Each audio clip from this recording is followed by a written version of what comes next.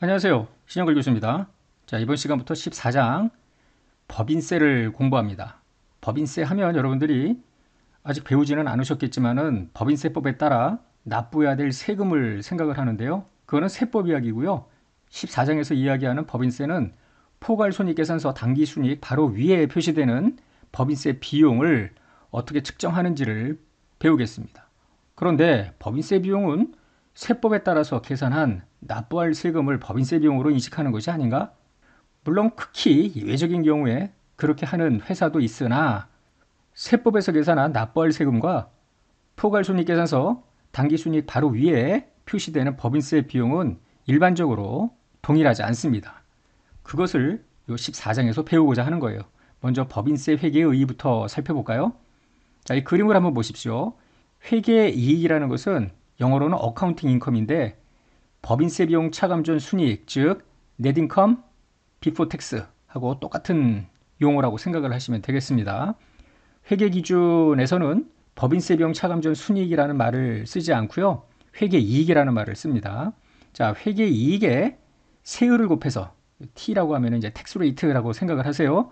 회계 이익에다가 세율을 곱해서 납부할 세금을 계산하는 나라는 없어요. 거의 모든 나라는 별도로 세금을 납부하는 어떤 근거가 되는 법률, 우리나라 같은 경우에는 법인세법이 있고요.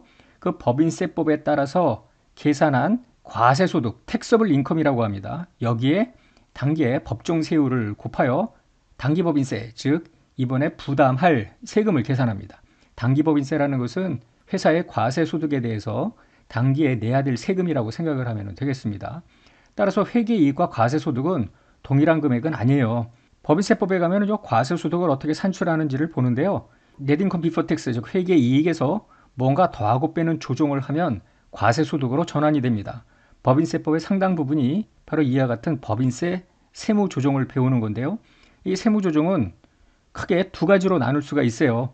회계이익에다가 가산하는 세무조정, 회계이익에서 차감하는 세무조정. 즉 예를 들어 회계이익이 1000이라고 했을 때 여기에 플러스 100, 마이너스 50, 플러스 60, 마이너스 30 뭐 이렇게 세무조정 항목이 여러 개일 수가 있겠는데요. 이걸 더하고 빼는 아무리 많아도 결국은 종류는 두 가지입니다. 회계이익에 가산하는, 회계이익에서 차감하는 세무조정을 통해서 과세소득이 나오고요. 여기다가 단기 법정세율을 곱해서 단기법인세를 계산합니다. 구체적으로 어떤 항목을 더하고 빼는지는 세무회계에서 배우는 것이고요. 우리 재무회계, 즉 회계 기준에서는 아주 기본적인 더하고 빼는 항목만 여러분들이 이해를 하면 되겠습니다. 자, 먼저 단기법인세, 좀 전에 이야기한 대로요.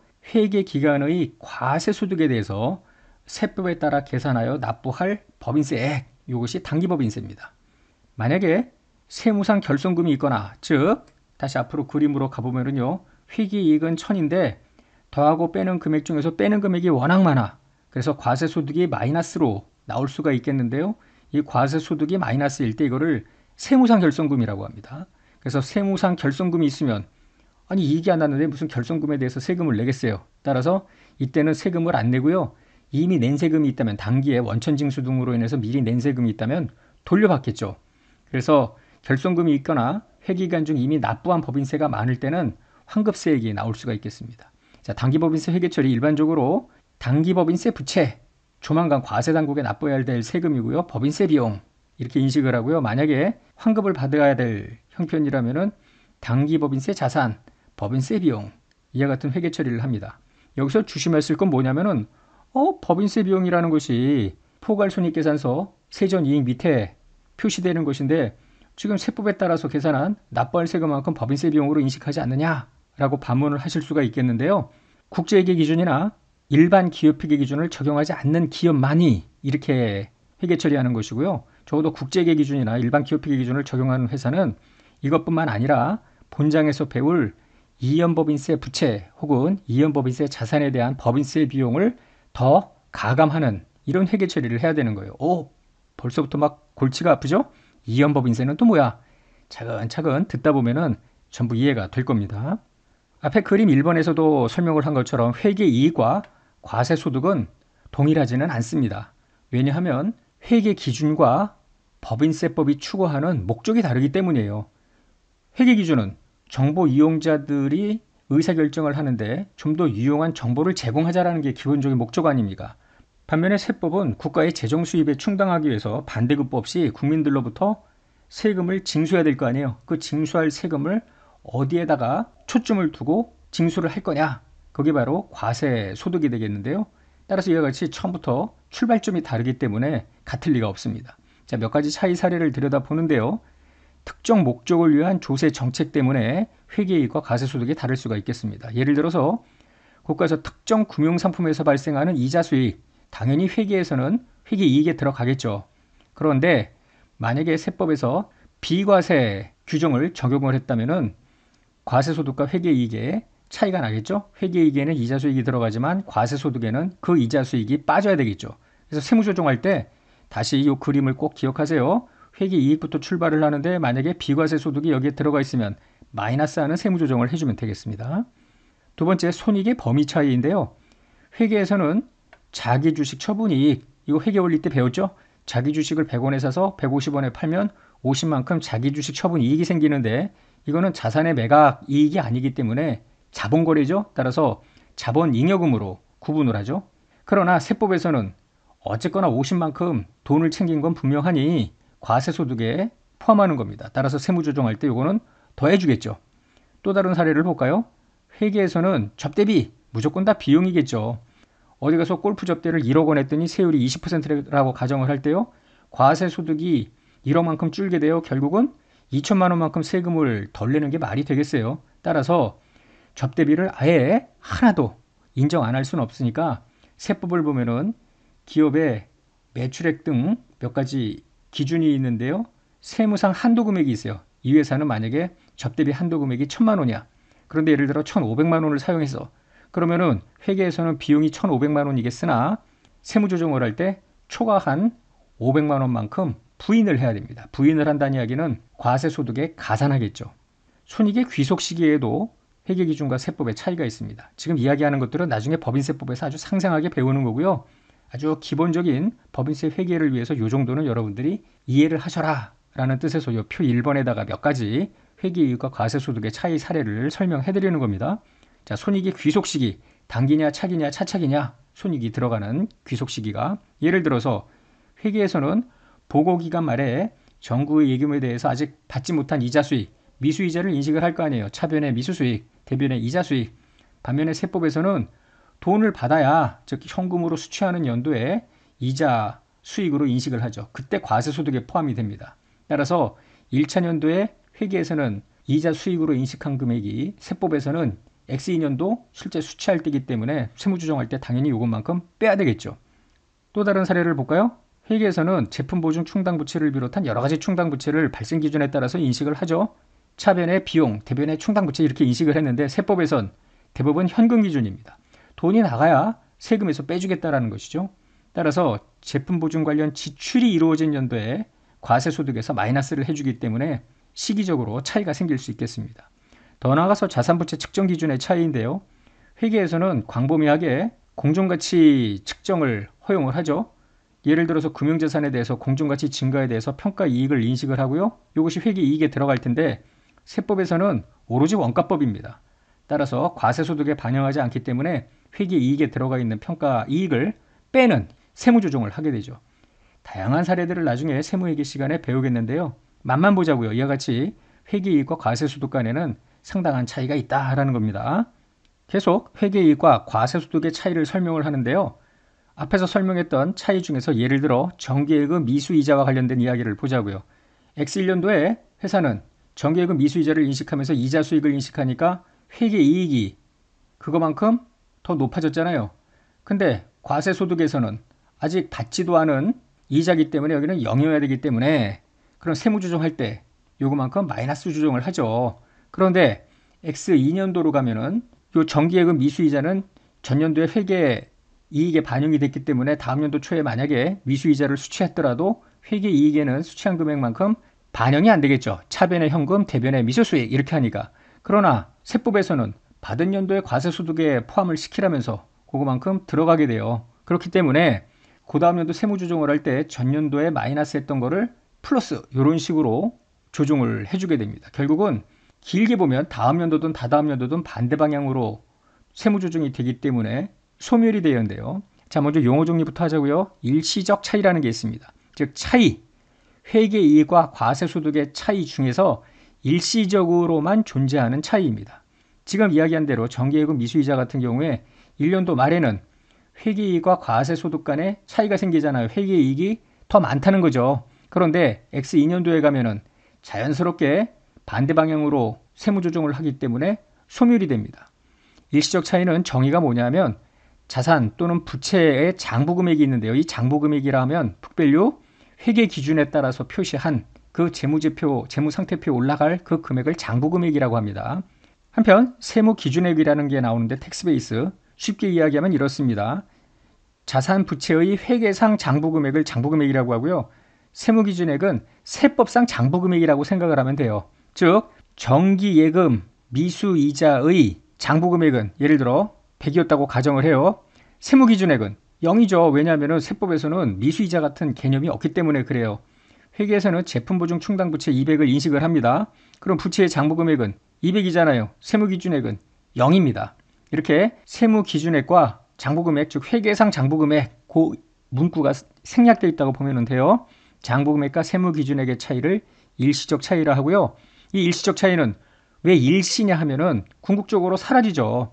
자산이나 부채가 영구적으로 계속 가는 게 아니라 소멸이 되기 때문입니다. 그래서 세무조정을 할 때 일시적 차이가 발생이 되겠죠. 회계상 미수이자의 장부금액은 100인데 세무기준액은 0이니까 너무 많아. 그래서 뺍니다. 근데 다음 연도로 가면은 미수이자가 회수가 됐으니까 미수이자는 없을 거 아니에요. 세무기준액도 없죠. 똑같아지기 때문에. 그래서 이 발생과 소멸을 반영하기 위해서 회계이익을 과세소득으로 일단은 전환을 하는데 특정 연도에 가산 또는 차가 많은 세무조정을 했다면은 차기 이후 다음 연도가 되든 다다음 연도가 되든 반대로 차감 또는 가산하는 세무조정을 하기 때문에 언젠가는 사라지는 이러한 차이를 일시적 차이라고 합니다. 혼란스럽죠? 세법을 배우고 여러분들이 이걸 들어왔다면 아주 편했을 텐데 커리큘럼상 지금 기본적인 재무회계를 배우고 세무회계를 배우는 과정이기 때문에 어쩔 수 없습니다. 그래서 지금 배우는 법인세 회계는 법인세법을 공부하고 다시 오면은 굉장히 편안하게 여러분들이 이해하실 수 있겠습니다. 어쨌거나 복습이 필요한 내용입니다. 세무회계를 배우고 다시 오셔야 돼요. 한편 일시적 차이 말고 또 다른 차이는 기타의 차이인데요. 일시적 차이 이외의 다른 세무조정입니다. 즉 발생이 됐지만 소멸은 안 되는 그런 차이가 기타의 차이인데요. 특정 연도 세무조정을 할 때 발생한 회계이익과 과세소득의 차이가 있는데 차기 이후에 반대 방향으로 조정을 하지 않는 겁니다. 예를 들어서 앞에서 이야기한 접대비 한도 초과가 있어요. 회계에서는 접대비를 100만큼 비용으로 인식을 했는데 세법에서는 30만큼밖에 비용으로 인정을 안 해줘.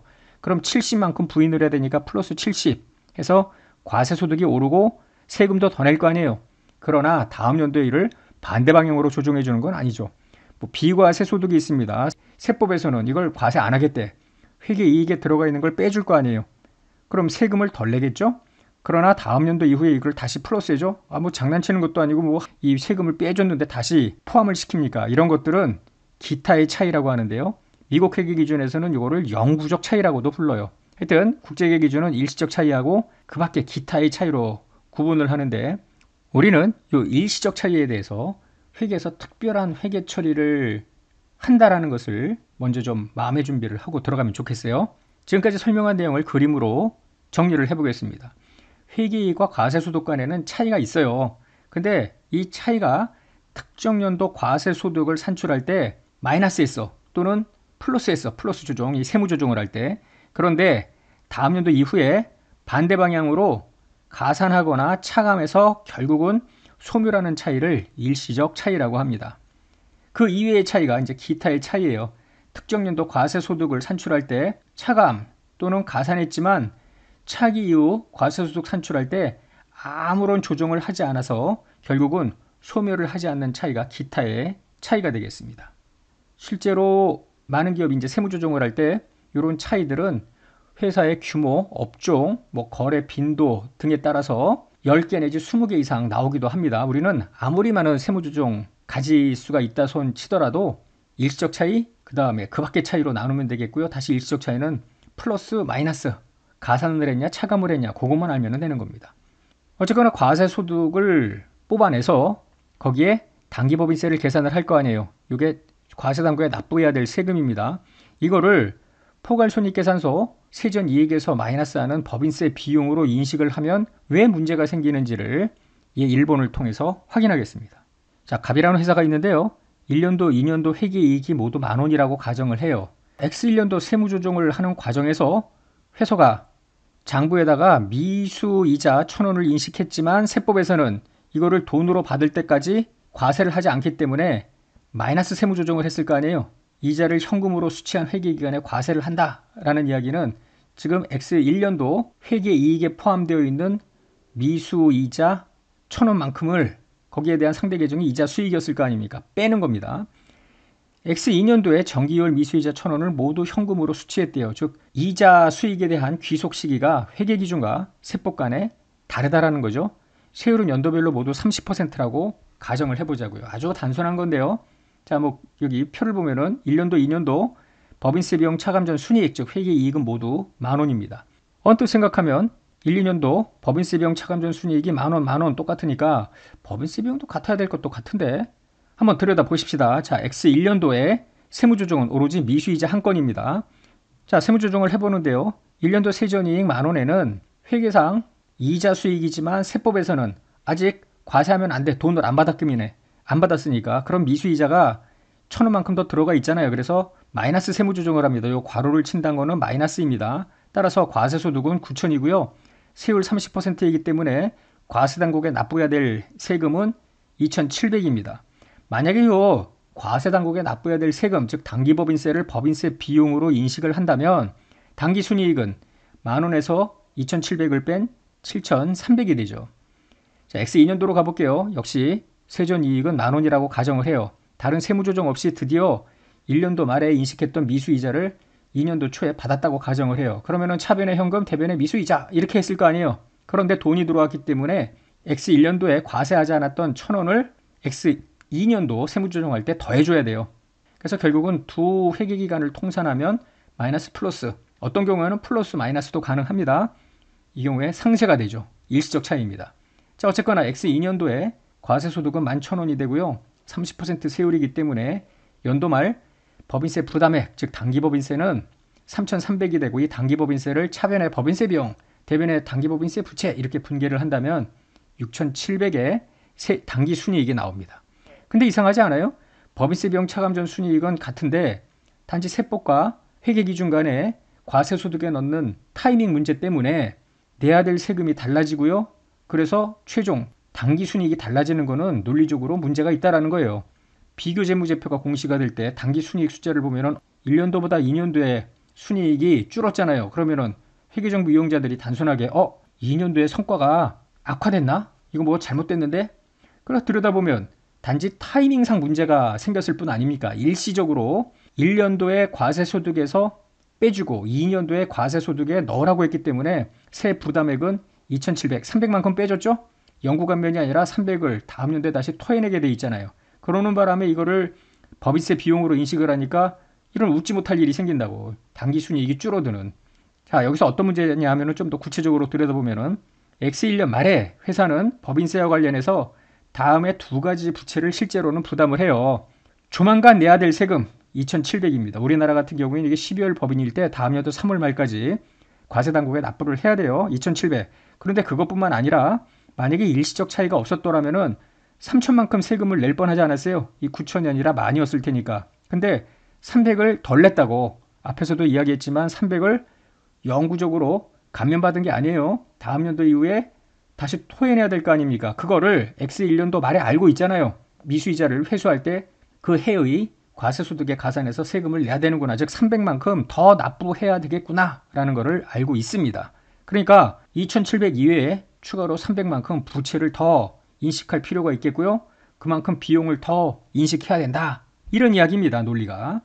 결국 연도 말에 일시적 차이가 존재한다면 그 일시적 차이에 대한 법인세 효과, 즉 플러스 법인세 비용 혹은 마이너스 법인세 비용을 인식하자라는 것인데요.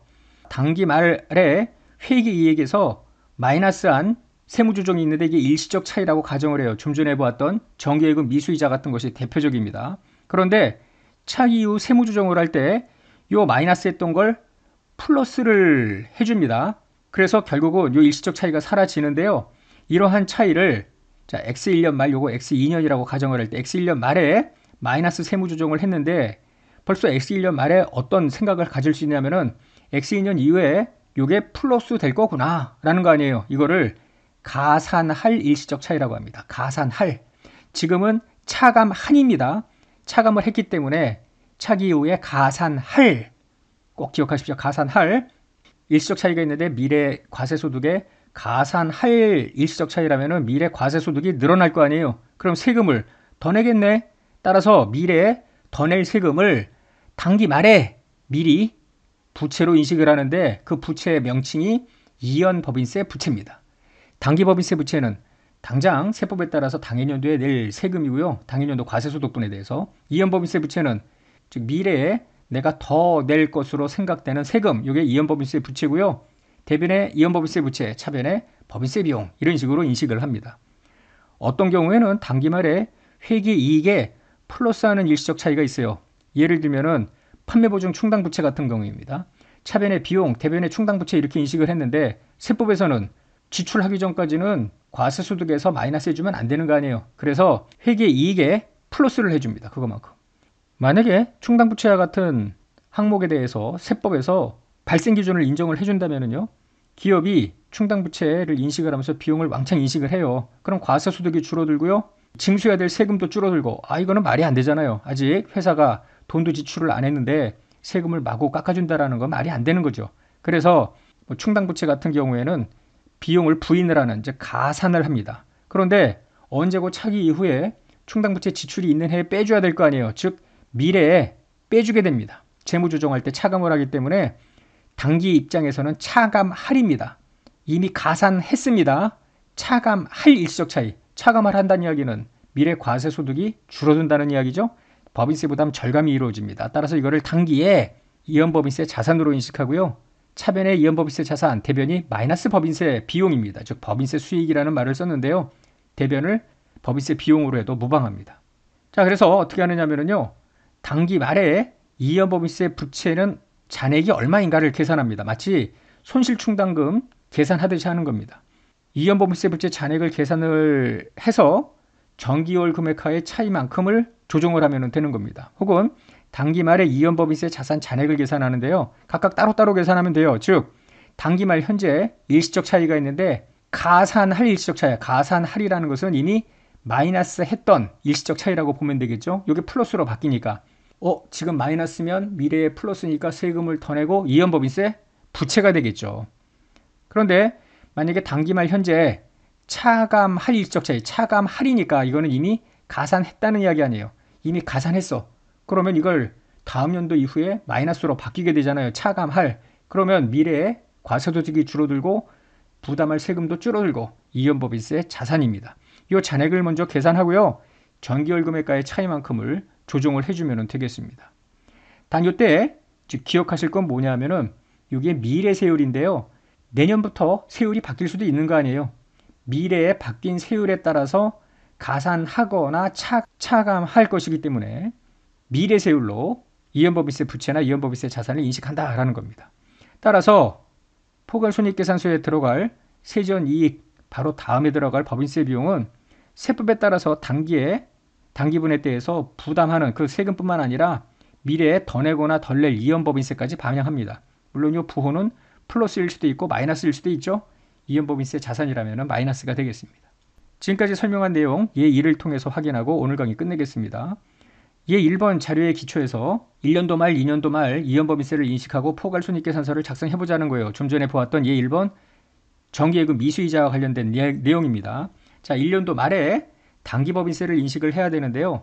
다시 한번 앞으로 가볼까요?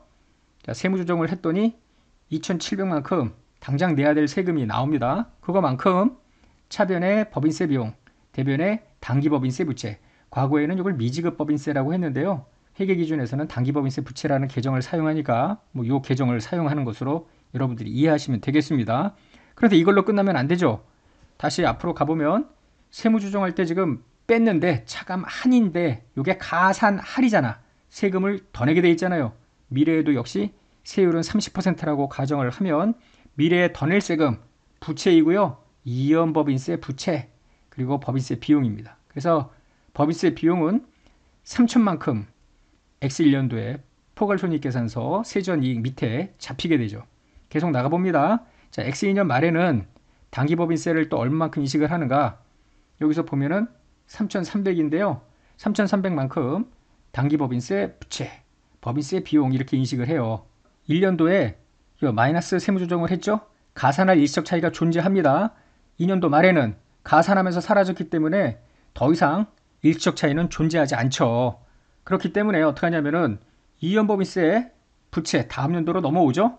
물론요. 당기법인세 부채는 X2년 초반에 과세당국에 납부하면서 사라지겠죠. 근데 이연법인세 부채는 끝까지 살아남는다고. 근데 X2년 말에 가보면 더 이상 미수이자와 관련된 일시적 차이는 존재하지 않잖아요. 따라서 이연법인세 부채를 죽이면서 대변이 법인세 수익 즉 마이너스 법인세 비용입니다. 결국 법인세 비용은 3천이 되죠.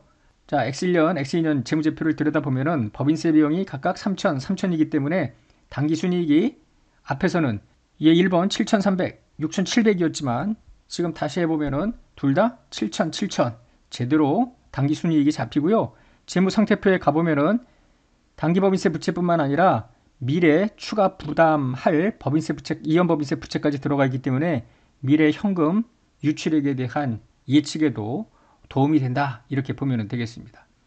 자, 법인세 첫 시간 굉장히 혼란스러울 수 있어요. 세법을 배우지 않고 여러분들이 지금 강의를 들었기 때문에 복습을 좀 몇 차례 하셨으면 좋겠습니다. 나머지 내용은 다음 시간에 강의를 하겠습니다. 수고하셨습니다.